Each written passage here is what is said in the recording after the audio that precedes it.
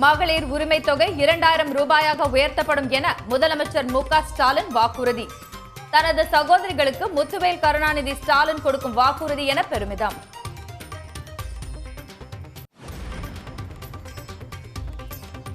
கோடை சிறப்பு தொகையுடன் மகளிர் வங்கிக் கணக்குகளில் 5000 ரூபாய் வரவு. பிப்ரவரி, மார்ச், ஏப்ரல் முன்பணம் 3000 ரூபாய், கோடைக்கால சிறப்பு தொகுப்பாக 2000 ரூபாய் வழங்கல்.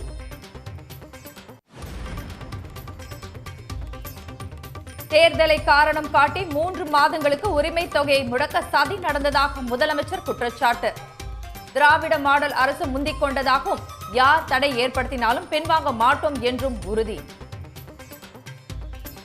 இந்த உரிமை தொகையை மேம்படுத்தணும்னு நாம் செயல்பட்டு வந்தால் அதுக்கு எதிராக டெல்லியில் இருக்கக்கூடிய ஒரு கூட்டமும் தமிழ்நாட்டில் அவங்களுக்கு அடிமையாக இருக்கக்கூடிய இன்னொரு கூட்டமும் எதிர்வரும் சட்டமன்ற தேர்தலை காரணம் காட்டி அடுத்த 3 மாதத்துக்கு இந்த மகளிர் உரிமை தொகையை நிறுத்த சூழ்ச்சி செய்கிறதா தகவல் வருது.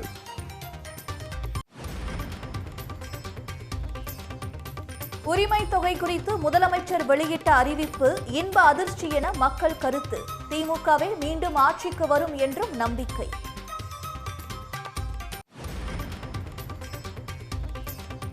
மகளிர் உரிமை தொகை விடுவிப்பு முதலமைச்சரின் ராஜேந்திரம் என தலைவர்கள் வரவேற்பு. வாக்கு வங்கி அரசியலுக்கான நடவடிக்கை என எடப்பாடி பழனிசாமி விமர்சனம்.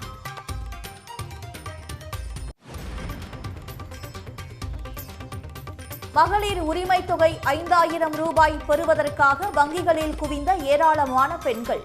குடும்பத்தின் பல்வேறு செலவுகளுக்கு உதவும் என மகிழ்ச்சி.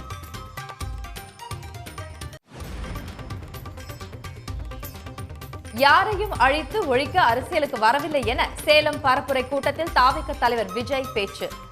எதிரிகள் யார் என்பதை சொல்லி தேர்தலில் வென்று மக்களுக்கு நன்றிக்கடன் செலுத்தவே வந்ததாகவும் திட்டவட்டம்.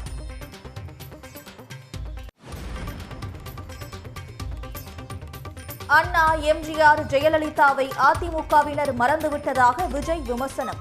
கொள்கையை பெயருக்கு மட்டும் வைத்துக் கொண்டு சரணடையும் அனுபவம் தனக்கு இல்லை என்றும் காட்டம்.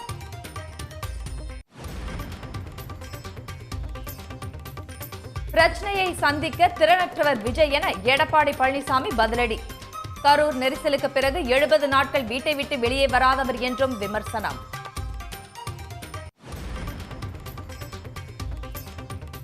அப்பாவால் சினிமாவுக்கு வந்தவர் பனையூர் பண்ணையார் விஜய் என அதிமுக காட்டமான பதிலடி. ரஜினிகாந்த், விஜயகாந்தை பார்த்து காப்பி பேஸ்ட் செய்தவர் என்றும் விமர்சனம்.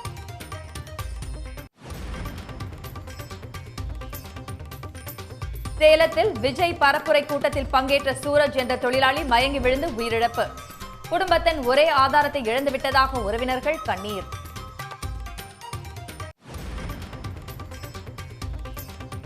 உயிரிழந்த சூரஜ் குடும்பத்தினரை பேட்டி எடுக்க விடாமல் தடுத்து மிரட்டல்.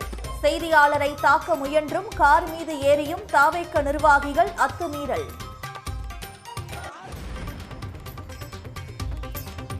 ஜூலை 4 மற்றும் 5ஆம் தேதிகளில் நடைபெறுகிறது ஆசிரியர் தகுதி தேர்வு.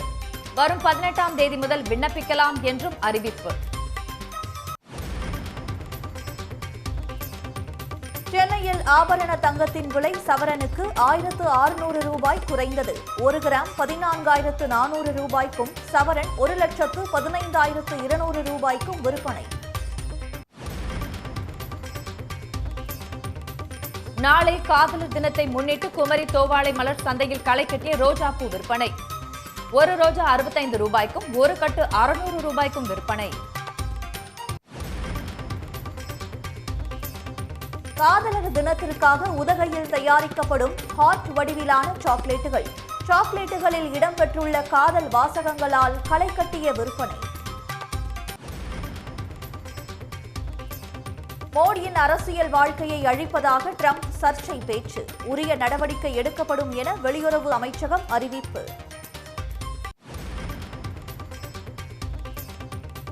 வங்கதேசத்தின் பிரதமராகிறார் தாரக் ரஹ்மான். 35 ஆண்டுகளுக்கு பின் ஆண் தலைமையில் ஆட்சி.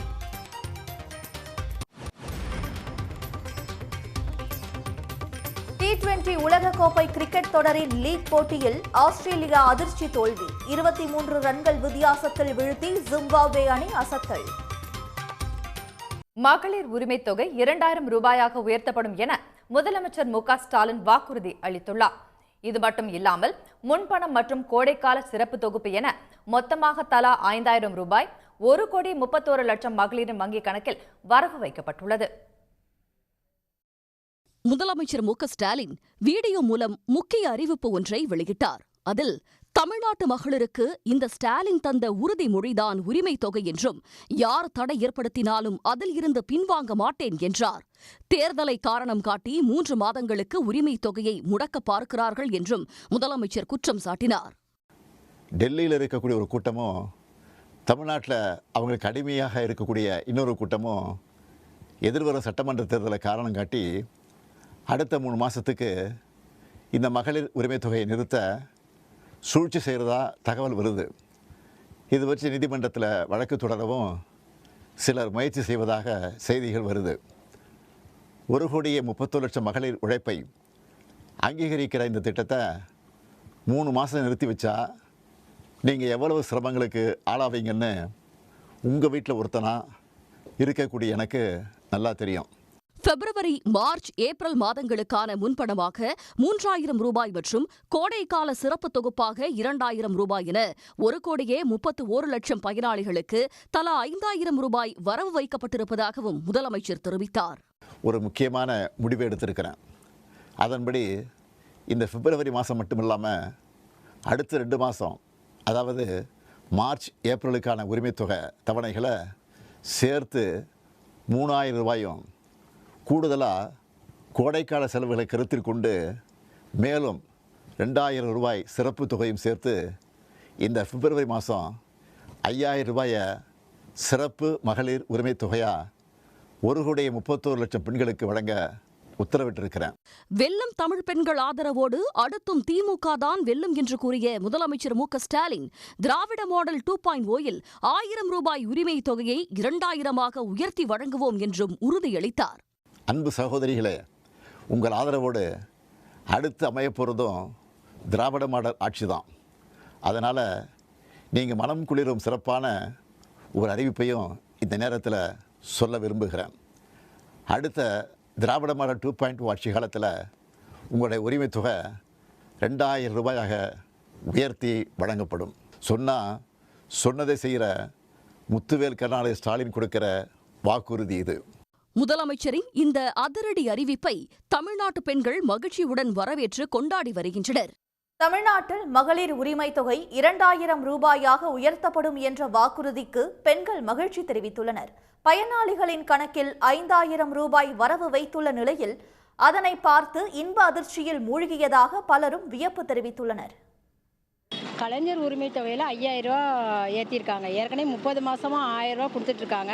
அப்புறம் நான் மெசேஜை பார்த்ததில் வந்து பிப்ரவரி, மார்ச், ஏப்ரல் 3 மாதத்துக்கு உள்ள 3000ம் கோடை காலத்துக்குள்ள ரூபா 2000ன்னு சொல்லி எங்களுக்கு வந்து போட்டிருக்காங்க. ரொம்ப ரொம்ப மகிழ்ச்சியாக இருக்குது. இந்த கலைஞர் மகளிர் உரிமை தொகை வந்து காலையில் ஒரு 7:30க்கு மெசேஜ் வந்துச்சு. 5000 ரூபா இருந்துச்சு. அது ரொம்ப சந்தோஷமாக இருந்துச்சு. இது வந்து மகளிர்களுக்கு வந்து இந்த பிள்ளைகளுக்கு ஃபீஸ் கட்டுறதுக்கு ரொம்ப பயனுள்ளதாக அமையும் 5000 ரூபா போட்டதுனால. அதனால் இந்த எப்போதும் மாதம் 1000 ரூபா ஏறிக்கிட்டு இருந்துச்சு.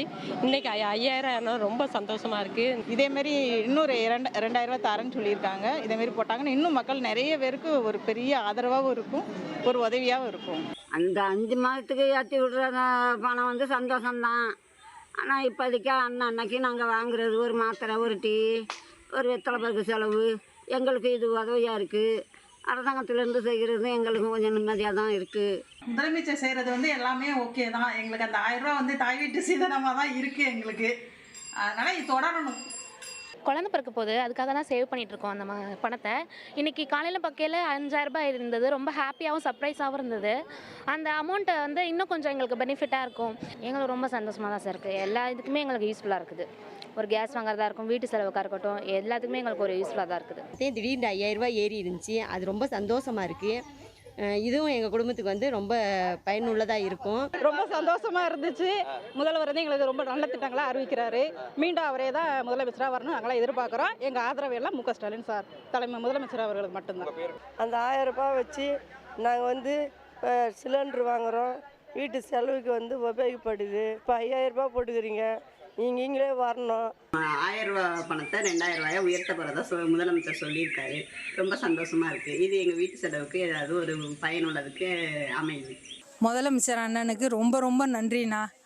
நான் எவ்வளவோ கஷ்டத்தில் இருக்கும் போது நீங்கள் இந்த பணத்தை எனக்கு கொடுத்துருக்குறீங்க. இப்போ என் உடம்பு நிலமை ரொம்ப மோசமான ஒரு நிலமையில தான் நான் நின்றுக்கிட்டு இருக்கிறேன். ஆனால் நீங்கள் கொடுத்த அந்த பணம் தானே எனக்கு இப்போ ஸ்கேன் போடுறதுக்கோ எல்லாத்துக்குமே எனக்கு உதவியாக இருக்க போகுது. நீங்கள் கொடுக்குற பணம் எவ்வளோ முக்கியமானதுன்னு யாருக்கும் தெரியாதுண்ணா. ஆனால் நான் மனசார நான் உங்களுக்கு வாழ்த்து சொல்கிறேண்ணா. நீங்கள் ரொம்ப ரொம்ப நல்லா இருக்கணும்ண்ணா. 1000 ரூபா ஏறுதுங்கய்யா. அது வாங்கி என்னோட உடம்பு செலவுக்கு மருந்து மாத்திரைக்கு யூஸ் ஆகுது. ஐயா எனக்கு உதவி பண்ணியிருக்காங்க. அவங்களுக்கு ரொம்ப நன்றி. எனக்கு வீட்டில் யாரும் இல்லைங்கய்யா. எங்கள் வீட்டுக்காரர் இறந்து போயிட்டாரு. நான் ஒண்டி தான் வீட்டு வேலை செஞ்சால் சாப்பிட்றேயா. எனக்கு யாரும் உதவி கிடையாது. வாடகை வீட்டில் தான் இருக்கையா. காலையில் எழுந்திரிச்ச உடனே ஃபஸ்ட்டு மெசேஜே அதுதான். ரொம்ப சந்தோஷம். இப்போ நம்மள மாதிரி ஆளுங்களுக்கெல்லாம் அந்த காசு வர்றதே பெரிய விஷயம். இப்போ உதாரணத்துக்கு ஒரு வாஷிங் மிஷின் வாங்கலான்னு ஒரு இதில் இருந்தேன். இப்போ அந்த 5000 ரூபாய் வருது. அதில் போட்டு கூட நான் வாங்கலாம். இப்போ எங்கள் வீட்டுக்கார்ட்டே எவ்வளோ நாளாக கேட்டுன்னு இருக்கேன், பார்க்கலான்னு. இது ஒரு எவ்வளோ சந்தோஷம். ரொம்ப மகிழ்ச்சியாக இருக்குது எங்களுக்கு. அந்த 2000 ரூபாய் ஒரு பெண் குழந்தைக்கோ இல்லை ஆண் குழந்தைக்கோ எதுக்கோ ஒரு நல்ல யூஸுக்காக தான் யூஸ் பண்ணுவோம் சார். நாங்கள் ரொம்ப நன்றி. முதலமைச்சர் மாதம் 1000 ரூபா பணம் போடுறாங்க. ஃபஸ்ட்டெல்லாம் வீட்டு செலவுக்காண்டி வீட்டுக்காரங்கள்ட்ட போய் கேட்போம், 50 கொடுங்க 100 கொடுங்கன்ட்டு. இப்போல்லாம் அதை பற்றி எங்களுக்கு கவலையே இல்லை. ஏதாவது அர்ஜென்ட்டு காசுனா முதலமைச்சர் பணம் போட்டிருக்காங்க, அதை போய் எடுத்து நாங்கள் செலவு பண்ணுறோம். இப்போ 5000 ரூபா போட்டிருக்காங்க. ரொம்ப சந்தோஷமாக இருக்குது. முதலமைச்சருக்கு ரொம்ப நன்றி. மாதம் உதவித்தொகை 1000 ரூபாய் வந்தது. காலையில் எனக்கு 5000 ரூபாய் அக்கௌண்ட்டில் விழுந்ததுன்னு சொன்னாங்க. அது எவ்வளோ பெரிய ஆச்சரியம் தெரியுமா எங்களுக்கு. ஆனால் நேற்று வரையும் நான் பணத்துக்காக அலைஞ்சேன். இந்த 5000 எங்களுக்கு பெரிய உதவியாக இருக்குது. அந்த 1000 ரூபாய் கொடுத்துக்கு எவ்வளோ மேல் எங்களுக்கு. அந்த 1000 ரூபாய் வச்சு நாங்கள் ஏதோ பண்ணுறோம். குடும்பத்தில் ஏதோ வாங்குகிறோம். ஒரு புளி மிளகாத்தூள் அது இது எண்ணெய் அப்படி வாங்கிக்கிறோம். எங்களுக்கு வருமானம் இல்லை வேற. எங்கள் வீட்டுக்காருக்கு உடம்பு சரியில்லை. மகளிர் உரிமை தொகை 5000 ரூபாய் பெறுவதற்காக பெண்கள் ஏராளமானோர் வங்கிகளில் குவிந்தனர். இந்த தொகை பல்வேறு குடும்ப செலவுகளுக்கு உதவும் என்றும் நன்றி பெருக்குடன் தெரிவித்தனர். முதலமைச்சர் மாதம் 1000 ரூபா போடுறது எங்களுக்கு ரொம்ப யூஸ்ஃபுல்லாக இருக்குது. இப்போ இந்த மாதம் பார்த்திங்கன்னா இன்றைக்கி எனக்கு 5000 ஏறி இருக்குது. அது பார்த்துட்டிங்கன்னா எனக்கு மாதம் போடுறதே டியூஷன் ஃபீஸு, ஆட்டோ ஃபீஸு, இந்த மாதிரி நிறைய பிள்ளைகளுக்காக யூஸ் ஆகுது. இப்போ போடுறது புக்ஸ் வாங்குறதுக்கும் கூட ரொம்ப யூஸ்ஃபுல்லாக இருக்கும். ரொம்ப நன்றி அவருக்கு. இந்த மாதிரி ஹெல்ப் பண்ணதுக்கு ரொம்ப நன்றியாக இருக்குது. நாங்கள் எங்கள் கூட பரப்பு மாதிரி அவங்கள நினச்சிட்டு இருக்கோம். நிறைய உதவிகள் செய்கிறாங்க. இன்னும் செய்யறதுக்கு எதிர்பார்த்துட்ருக்கோம். இப்போ 5000 வந்தது ரொம்ப யூஸ்ஃபுல்லாக இருக்குது. எங்களுக்கு ஒரு 1000 ரூபா கையில் இருந்தால் கூட நீ என்ன செலவு பண்ணேன்னு வீட்டில் கேள்வி கேட்பாங்க. இப்போ எங்களுக்கு 5000 ரூபா கிடைச்சது பெரிய ரொம்ப மன சந்தோஷமாக இருக்கும்.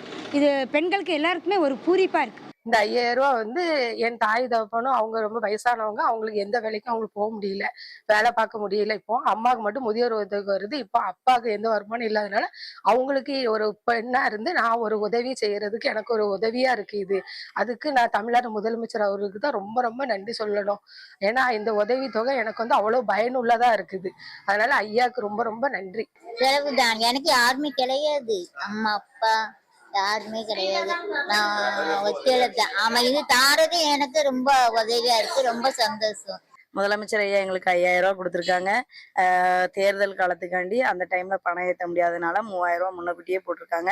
2000 ரூபா கோடைக்கால உதவியா கொடுத்துருக்காங்க.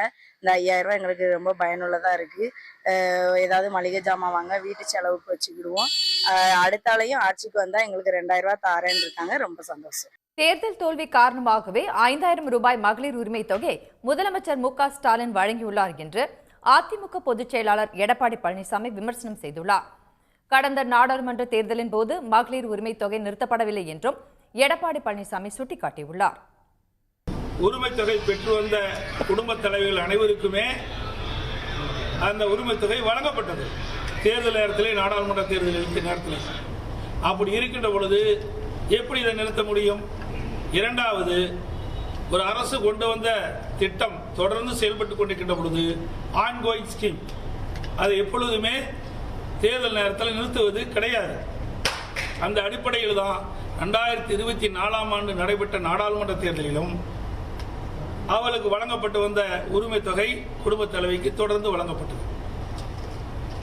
ஆனால் திரு ஸ்டாலின் அவர்கள் தேர்தல் தோல்வியின் பயமாக தேர்தலிலே நடைபெறுகின்ற சட்டமன்ற பொதுத் தேர்தலிலே தோற்று விடுவோம் என்ற காரணத்தினால் இந்த அறிவிப்பை வெளியிட்டிருக்கின்றார். பெண்களின் வங்கிக் கணக்கில் தலா 5000 ரூபாய் மகளிர் உரிமை தொகை வரவு வைத்துள்ளதை அரசியல் கட்சி தலைவர்கள் வரவேற்றுள்ளனர்.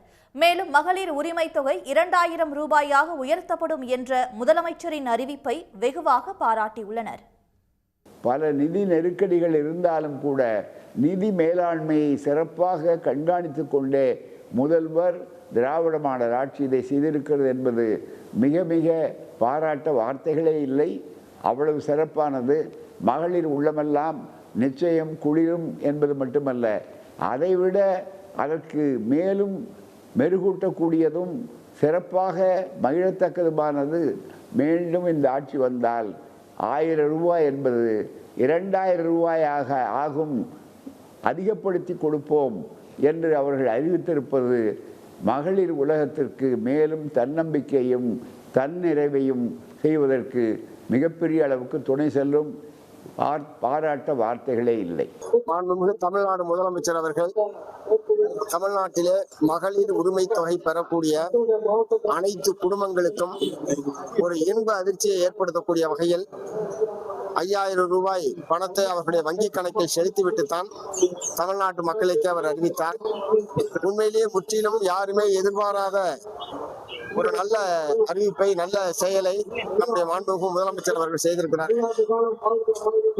முதலமைச்சருடைய இந்த நடவடிக்கை மார்க்சிஸ்ட் கம்யூனிஸ்ட் கட்சி மனப்பூர்வமாக வரவேற்கிறது. தமிழ்நாடு போன்ற அது குறிப்பிட்ட நலிவுற்ற பிரிவினாக இருக்கக்கூடிய பெண்களுக்கு இது ஒரு பேருதவி என்பதை நான் இங்கே சுட்டிக்காட்ட விரும்புகிறேன்.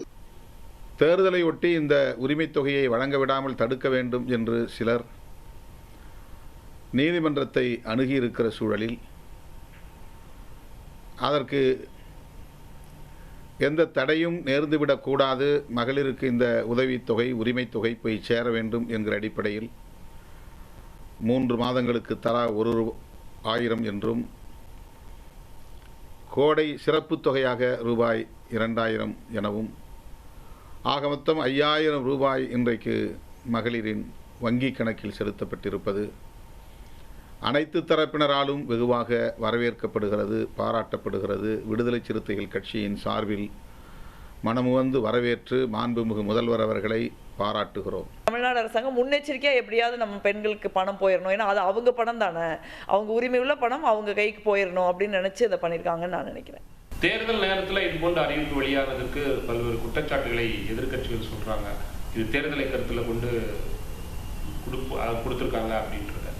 பீகாரில் கொடுத்தா அது ரொம்ப சிறப்பு, தமிழ்நாட்டில் கொடுத்தா சிறப்பு இல்லையா? பீகாரில் இருக்கிற பெண்களை விட தமிழ்நாட்டில் இருக்கிற பெண்கள் என்ன குறைஞ்சிடுறாங்களா? ஏன் தமிழ்நாட்டுக்கு ஒரு நீதி, பீகாருக்கு ஒரு நீதியா? ரெண்டு இந்தியாவில் தானே இருக்குது. இங்கேயாவது நம்ம கொடுத்துக்கிட்டு இருக்கோம். மகளிர் உரிமை தொகைங்கிறது ஒன்று நம்ம மாதம் மாதம் கொடுத்துக்கிட்டு இருக்கோம். ஆனால் அந்த மாதிரி ஒன்று கொடுக்காத அது வரைக்கும் மகளிர் உரிமை தொகையே கிடையாது பீகாரில். ஆனால் தேர்தலுக்காக பாஜக அதை வந்து அறிவிக்கிறாங்க. இங்கே வந்து நம்ம மாதம் மாதம் கொடுத்துக்கிட்டு இருக்கோம். பாஜகவுடைய சதியினால் அது மக்களுக்கு கிடைக்காம போயிடக்கூடாது அப்படின்னு ஒரு முன்னெச்சரிக்கை நடவடிக்கையாக தானே கொடுக்குறாங்க. இதில் வந்து தேர்தல் இல்லைன்னு சொல்கிறதுக்கு என்ன இருக்குது? தேர்தல் இருந்தாலும் இல்லைனாலும் அது மக்களுக்கு போய் சேர வேண்டிய பணம் தானே, அதை முன்னாடியே கொடுக்கறதுனால என்ன பிரச்சனை? முத்துவேல் கருணாநிதி ஸ்டாலின் அவர்கள் மகளிர் ஊக்கத்தொகையை முன்கூட்டியே 3000 ரூபாயையும் கோடைகால நலன்களை கருத்திலே கொண்டு கூடுதலாக 2000 ரூபாயும் என 5000 ரூபாயை இன்றைய தினம் மகளிரின் வங்கி கணக்கிலே வரவு வைத்திருக்கிறார். ஒரு உற்சாகத்தை தரக்கூடிய இந்த அறிவிப்பு இன்று மிகப்பெரிய பேசும் பொருளாகி இருக்கிறது. இந்த அறிவிப்பை வெள்ளித்தட்டில் வைத்து பஞ்சாமிர்தத்தை முதலமைச்சர் தமிழ்நாட்டு பெண்களுக்கு தந்திருக்கிறார் என்று மனிதநேய ஜனநாயக கட்சி பாராட்டி வரவேற்கிறது. முதலமைச்சருக்கும் எங்களுடைய பாராட்டுகள், பயனாளிகளுக்கும் எங்களுடைய வாழ்த்துக்கள். வெறுப்பு அரசியலை செய்ய அரசியலுக்கு வரவில்லை என தாவேகா தலைவர் விஜய் தெரிவித்துள்ளார். தாவேகா தலைவர் விஜயின் பிரச்சார கூட்டம் சேலம் சீலநாயக்கன்பட்டியில் நடைபெற்றது. இதற்காக சென்னையிலிருந்து தனி விமானம் மூலம் சேலம் விமான நிலையம் சென்ற விஜய் அங்கிருந்து கார் மூலம் பிரச்சார கூட்டம் நடைபெறும் இடத்திற்கு சென்றார். அப்போது விஜய் தொண்டர்களை சந்திக்காமல் கேரவனுக்குள் சென்றதால் பல மணி நேரமாக வெயிலில் காத்திருந்தவர்கள் ஏமாற்றம் அடைந்தனர். சிறிது நேரத்திற்கு பின் கூட்டத்தில் உரையாற்றிய விஜய் தமிழ்நாட்டின் பாதுகாவலனாக மக்களுடன் இருப்பேன் என்றார். நாங்க அரசியலுக்கு வந்தது எந்த கட்சியும் ஒழிக்கிறதுக்கோ அழிக்கிறதுக்காகலாம் நாம அரசியலுக்கு வரல. யார் மேலேயும் தனிப்பட்ட ஒரு வன்மமோ இல்ல தனிப்பட்ட கோபமோ அப்படிலாம் யார் மேலேயும் கிடையாது. இந்த மற்றவங்க மாதிரி இந்த வெறுப்பு அரசியல் பண்றதுக்காகலாம் நாம அரசியலுக்கு வரல. அரசியல் ரீதியா நம்மளுடைய எதிரிகள் யாருன்னு டிக்ளேர் பண்ணிட்டு தேர்தலில் நின்று ஜெயிச்சு மக்களுக்காக எங்களுடைய நன்றி கடனை செலுத்துறதுக்காக தான் நாம அரசியலுக்கே வந்திருக்கோம். Just want to make this clear. முதன்மை சக்தியா வளர்ந்து 30% தாண்டி இன்னைக்கு மக்கள் ஆதரவை பெற்றிருக்கிற நமக்கு அனுபவம் இல்லையா? உங்களுடைய அனுபவம் என்னன்னு சொல்லட்டுமா? கட்சி ஆரம்பிச்ச அண்ணாவை மறந்தது, கட்சி ஆரம்பிச்ச எம்ஜிஆர் அவர்களை மறந்தது, கட்சியை வளர்த்த ஜெயலலிதா மேடம் அவங்களை மறந்தது. இவங்க எல்லாரும் சொன்ன விஷயங்கள், பேசின விஷயங்கள், எதையெல்லாம் ஃபாலோ பண்ணணும்னு சொன்ன விஷயங்கள் எல்லாத்தையும் மறந்தது. இவங்களுக்கு நமக்கு அனுபவம் இல்லையா?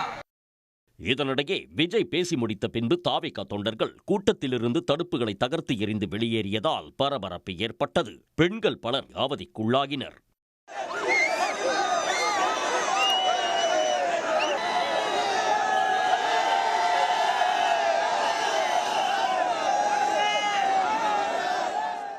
பலர் மயக்கமடைந்த நிலையில் அவர்கள் மருத்துவமனைக்கு அனுப்பி வைக்கப்பட்டனர்.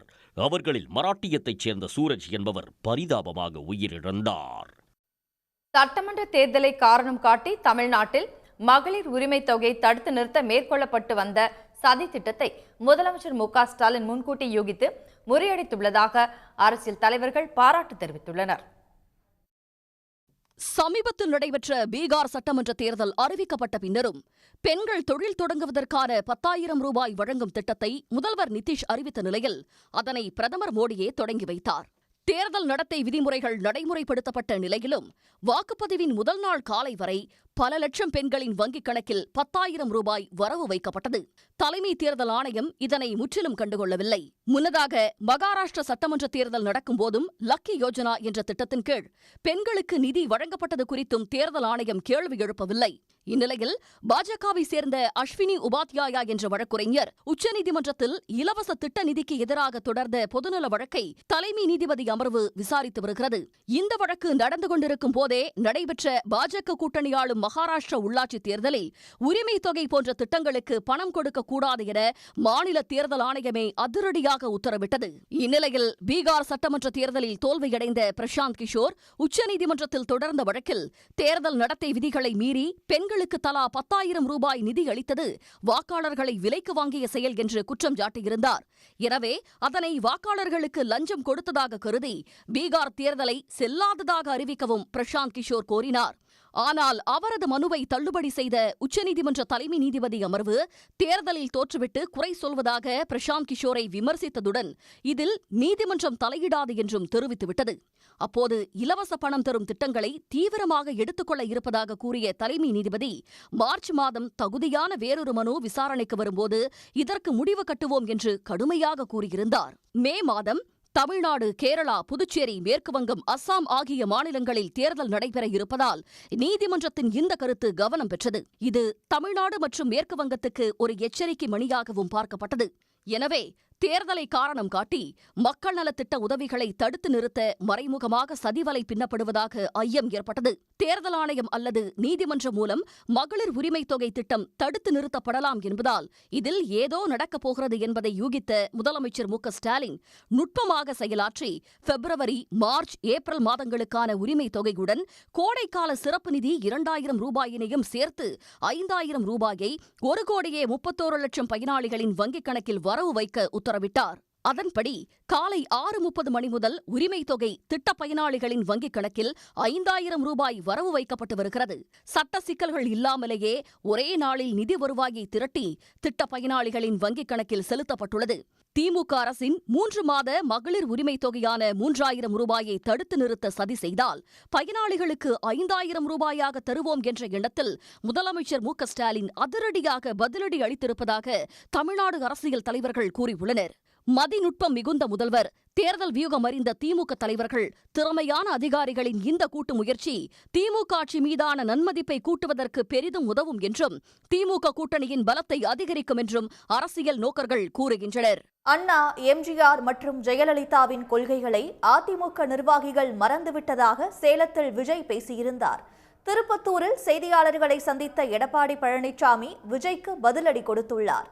கட்சியின் தலைவர் என்றால் கேள்வி கேட்கத்தான் செய்வார்கள், அதற்கு பதில் சொல்லதான் வேண்டும் என விஜயை எடப்பாடி விமர்சித்துள்ளார். கட்சி ஆரம்பிச்ச அண்ணாவை மறந்தது, கட்சி ஆரம்பிச்ச எம்ஜிஆர் அவர்களை மறந்தது, கட்சியை வளர்த்த ஜெயலலிதா மேடம் அவங்களை மறந்தது. இவங்க எல்லாரும் சொன்ன விஷயங்கள், பேசின விஷயங்கள், எதையெல்லாம் ஃபாலோ பண்ணணும்னு சொன்ன விஷயங்கள் எல்லாத்தையும் மறந்தது. இவங்களுக்கு நமக்கு அனுபவம் இல்லையா? நமக்கு அனுபவம் இல்லதா? கொள்ளை அடிக்கிறதுலாம் எங்களுக்கு அனுபவம் இல்லதா? அதெல்லாம் எங்களுக்கு சுட்டு போட்டால வராது. இந்த கொள்கையை பேருக்கு மட்டும் வச்சுக்கிட்டு நேரடியா சரண்டர் ஆகிறது, மறைமுகமா சரண்டர் ஆகிறது, இந்த மாதிரி அனுபவம் எல்லாம் நமக்கு இல்லதா? அதுவும் நமக்கு சுட்டு போட்டால வராது. அவருக்கு ஒரு நிகழ்வு நடந்தது, நான் சொல்லக்கூடாது, திருப்பி திருப்பி கேட்கறதுனால சொல்றேன். ஒரு பிரச்சனை நடந்தது, 72 நாட்கள் வீட்டு விட்டே வரல. ஏன் விஜய் வீட்டு வரலன்னு சொல்றாங்கிறாங்க. ஒரு தலைவரானா கேட்கத்தான் செய்வாங்க, அதுக்கு பதில் சொல்லி தான் ஆகணும். நீங்க எத்தனை கேள்வி கேட்குறீங்க? திருப்பி நான் பதில் சொல்ல கூட திருப்பி கேட்குறீங்களா? ஒரு கட்சி துவங்கி விட்டா அந்த கட்சியில நிர்வாகிகள் கேட்கின்ற கேள்விக்கும் மக்கள் கேட்கின்ற கேள்விக்கும் பதில் சொல்வது அந்த கட்சியுடைய தலைவருடைய கடமை. ஆனா அந்த கடமை செஞ்சிருக்காரா? 15 நாள் அலுவலகத்தை மூடிட்டு போயிட்டாங்கல்ல, அப்புறம் எங்க போய் கட்சி நடத்தி மக்களுக்கு நன்மை செய்ய போறாங்க? ஒரு பிரச்சனையை சந்திக்கக்கூடிய திறன் கூட அவருக்கு இல்லையே. சேலத்தில் நடைபெற்ற தாவேகா நிர்வாகிகள் கூட்டத்தில் சூரஜ் என்ற 37 வயது இளைஞர் கடும் வெயில் காரணமாக சுருண்டு விழுந்து உயிரிழந்த சம்பவம் பெரும் பரபரப்பை ஏற்படுத்தியுள்ளது. சேலம் சீலநாயக்கன்பட்டி மைதானத்தில் நண்பகல் 12 மணி அளவில் சுட்டரிக்கும் வெயிலில் கட்சி நிர்வாகிகள் மத்தியில் தாவேக தலைவர் விஜய் பேசத் தொடங்கினார். நாற்காலிகளோ பந்தலோ போடப்படவில்லை என்பதால் கட்சி நிர்வாகிகள் சோர்வடைந்தனர். சுமார் 3 மணி நேரம் கடும் வெயிலில் நின்றிருந்தவர்களில் சில பெண்கள் மயக்கமடைந்து கீழே விழுந்தனர். இதில் சூரஜ் என்ற 37 வயது இளைஞரும் மயக்கமடைந்து கீழே சுருண்டு விழுந்தார். உடனடியாக ஆம்புலன்ஸ் வரவழைக்கப்பட்டு அந்த இளைஞர் அருகிலுள்ள தனியார் மருத்துவமனைக்கு கொண்டு செல்லப்பட்டார். ஆனால் அவர் வழியிலேயே உயிரிழந்ததாக மருத்துவர்கள் தெரிவித்தனர்.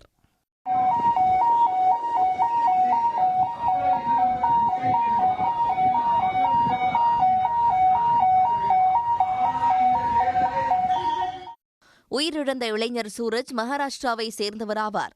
20 ஆண்டுகளுக்கு மேலாக சேலம் செவ்வாய்ப்பேட்டையில் தங்கி வெள்ளி கொலுசு பட்டறையில் பணியாற்றி வந்தார். உயிரிழந்த சூரஜுக்கு மனைவி, 2 குழந்தைகள் உள்ளனர். சூரஜுக்கு எந்த உடல்நலக் குறைவும் இருந்ததில்லை என்று அவரது நண்பர்கள் கூறுகிறார்கள். அவர் ஒரு நண்பர் மூலிமா பாஸ் வாங்கிட்டு வந்தாபடியே தவிர வேற எந்த ஒரு பிரச்சனையும் கிடையாது. அவருக்கு எந்த ஒரு உடல்பருவும் பாதிப்பு கிடையாது. ஆனால் இப்படியெல்லாம் சொல்கிறாங்க, அது சும்மா, அது அப்படிலாம் கிடையாது. அவருக்கு எந்த ஒரு உடல் பாதிப்பு எதுவும் கிடையாது. டாக்டர்ஸ் என்ன சொல்கிறாங்கன்னு இதனால் வரைக்கும் தெரியல, சொன்னால் தான் நமக்கு தெரியும். எனக்கு ஒரு 20 வருஷமாக எனக்கு ஒரு பழக்கம். ஏன்னா அவங்க அவ்வளோ வசதியெல்லாம் இல்லை, எங்கள் வாடகை தான் இருக்காங்க. அவங்க சொந்த ஊர்லேயும் அவ்வளோ வசதியெல்லாம் கிடையாது. அது சின்ன குழந்தைங்க வேற இருக்குது. அதனால் கொஞ்சம் அவங்களுக்கு ஹெல்ப் பண்ணாங்கன்னா அவங்க குடும்பத்துக்கு ரொம்ப நல்லாயிருக்கும். அந்த பிள்ளைங்களுக்கு எதிர்காலம் நல்லாயிருக்கும். பிள்ளைங்க 2 பிள்ளைங்க இருக்குது. கம்மன் அவரை வண்டி எடுத்தேன், காலையில் வேனில் ஏற்றினா நம்ம கூட்டிகிட்டு போவார். எந்த ஒரு பிரச்சனையும் இல்லாத ஆள் தான் அவர். அவன் ஏதோ அவங்களுக்கு வாழ்க்கைக்கு ஏதோ சப்போர்ட் பண்ணணும். அவங்க கவர்மெண்ட் பண்ணாலும் சரி, இல்லை விஜயே பண்ணாலும் சரி, ஏதோ ஒரு அவங்களுக்கு இது பண்ணி கொடுக்கணும். என்ன பண்ணனாலும் அவங்க வீட்டுக்காரர் மாதிரி ஆகுங்களா? என்ன ஒரு கடைக்கு கூட அந்த ஆள் அனுப்ப மாட்டோம், அப்படி வச்சிருப்பா பொண்டாட்டி. நாங்கள்லாம் பெருமைப்படுவோம், இப்படி இருக்கணும் அப்படின்ட்டு. மருமக வந்தால் கூட இப்படியே பார்ப்பா, ஆமாங்கம்மா அப்படி தான் பார்ப்பேன்னு சொல்லுவோம். அப்படியே பட்டவன் இன்னைக்கு போயிட்டான்னு ரொம்ப வருத்தமாக இருக்குது ஐயா. தவிக தலைவர் விஜய் நடத்தும் கூட்டங்களில் நெரிசலில் சிக்கியும் மயக்கமடைந்தும் தொண்டர்கள் உயிரிழப்பது தொடர்கதையாகி வருகிறது. கடந்த 2024ஆம் ஆண்டு அக்டோபர் மாதம் விக்கிரவாண்டியில் நடைபெற்ற கூட்டத்தில் ஒரு தொண்டரும் சாலை விபத்துகளில் 6 தொண்டர்களும் உயிரிழந்தனர். கடந்த ஆண்டு ஆகஸ்ட் மாதம் மதுரை பாரபத்தியில் நடைபெற்ற கூட்டத்தில் 2 பேர் மயக்கமடைந்தும் ஒருவர் விபத்தில் சிக்கியும் உயிரிழந்தனர். எல்லாவற்றிற்கும் மேலாக கரூரில் கடந்த ஆண்டு ஏற்பட்ட நெரிசலில் குழந்தைகள், பெண்கள் உள்பட 41 பேர் உயிரிழந்த சம்பவம் நாட்டையே உலுக்கியது. தவிக தலைவர் விஜய் தனது உயரம் என்னவென்று தெரியாமல் தன்னைத்தானே புகழ்ந்து கொள்கிறார் என்று அதிமுக துணை பொதுச் செயலாளர் KP முனுசாமி விமர்சனம் செய்துள்ளார். கிருஷ்ணகிரி மாவட்டம் சூளகிரி ஊராட்சியில் திமுகவுக்கு எதிரான போராட்டத்தில் பங்கேற்ற அவர் 4 சுவர்களுக்குள் உட்கார்ந்தபடி விஜய் பிதற்றிக் கொண்டிருக்கிறார் என்றும் குறிப்பிட்டுள்ளார். திரு விஜய் அவர் தன்னைத்தானே புகழ்ந்து கொண்டிருக்கிறார், அவ்வளவுதான். அவருக்கு எவ்வளவு உயரம் அரசியல் இருக்கிறது, மக்கள் செல்வாக்கு எவ்வளவு இருக்கிறது என்று தெரியாமல் 4 சுவற்றுக்குள் உட்கார்ந்து கொண்டு ஏதோ சில அறிவுஜீவிகளை பணத்தை வைத்துக் கொண்டு எங்கேயாவது ஒரு இடத்தில் வாய்ப்பு கிடைக்காத என்று அலைகின்ற கூட்டத்தினுடைய அறிவுகளை ஏற்றுக்கொண்டு அவர் பிதற்றிக் கொண்டிருக்கிறார். அவரை பற்றி நாம் கவலைப்பட வேண்டிய அவசியம் இல்லை. எகிப்தின் அரசர்கள் பள்ளத்தாக்கில் உள்ள கல்லறைகளில் 2000 ஆண்டுகளுக்கு முந்தைய தமிழ் எழுத்துக்கள் கண்டுபிடிக்கப்பட்டுள்ளன. எகிப்தின் லக்சர் நகரத்தில் துட்டகாமுன் உட்பட கிமு 1000 ஆண்டுகளுக்கு முந்தைய அரசர்கள் மட்டுமே புதைக்கப்பட்ட அரசர்கள் பள்ளத்தாக்கு பகுதி இருக்கிறது. அங்குள்ள 6 குடைவரை கல்லறைகளில் 5 கல்லறைகளின் சுவர்களில் 30 கல்வெட்டுகள் கண்டுபிடிக்கப்பட்டுள்ளன. அவற்றுள் 20 தமிழ் பிராமி என கூறப்படும் தமிழ் எழுத்திலும், மற்றவை பிராகிருதம், காந்தாரத்தின் கரோஸ்தி, சமஸ்கிருதம் உள்ளிட்ட மொழிகளிலும் எழுதப்பட்டுள்ளன. 2024இல் சுவிட்சர்லாந்தை சேர்ந்த இங்கோ ஸ்ட்ரவுச், பிரான்ஸை சேர்ந்த சார்லட் ஸ்மித் ஆகியோர் நடத்திய ஆய்வில் கண்டறியப்பட்ட இவை கிபி 1 முதல் கிபி 3ஆம் நூற்றாண்டை சேர்ந்ததாக இருக்கலாம் என்கின்றனர். எகிப்து ரோமானியர்கள் கட்டுப்பாட்டில் இருந்த இதே காலகட்டத்தில் ரோமானியர்களுக்கும் தமிழர்களுக்கும் இடையே கடல்வழி வணிகம் செழித்திருந்தது. வணிகத்துக்காக எகிப்து சென்ற தமிழர்கள் அரசர்கள் பள்ளத்தாக்கை சுற்றி பார்த்தபோது தங்கள் பெயர்களை கல்லறை சுவர்களில் எழுதியிருக்கின்றனர். இதில் சிகை கொற்றன் என்ற பெயர் 8 இடங்களில் எழுதப்பட்டிருக்கிறது. அதிலும் ஓரிடத்தில் சிகை கொற்றவன் வந்து பார்த்ததை குறிக்கும் வகையில் சிகை கொற்றவன் வர கண்ட என எழுதியிருக்கிறது. இதேபோல கோபன் பெயரும் கோபன் வரக்கண்ட என்றும் சாத்தன், கீரன் உள்ளிட்ட தமிழ் பெயர்களும் எழுதப்பட்டுள்ளன. ஏற்கனவே எகிப்தின் செங்கடல் துறைமுகமான குசீர் அல் காதிமில் நடைபெற்ற அகழாய்வில் கண்ணன், சாதன் பெயர்களும் பானைவுரி என்ற பொறிப்பும் மற்றொரு துறைமுகமான பெரினிக்கேவில் கிமு 1ஆம் நூற்றாண்டைச் சேர்ந்த கொற்ற பூமான் என்ற தமிழ் பெயரும் கண்டறியப்பட்டுள்ளன.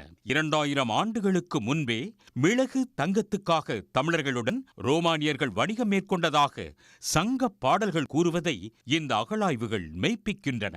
உடனுக்குடன் செய்திகளை தெரிந்து கொள்ள சன் நியூஸ் பெல் ஐகானை கிளிக் பண்ணுங்க.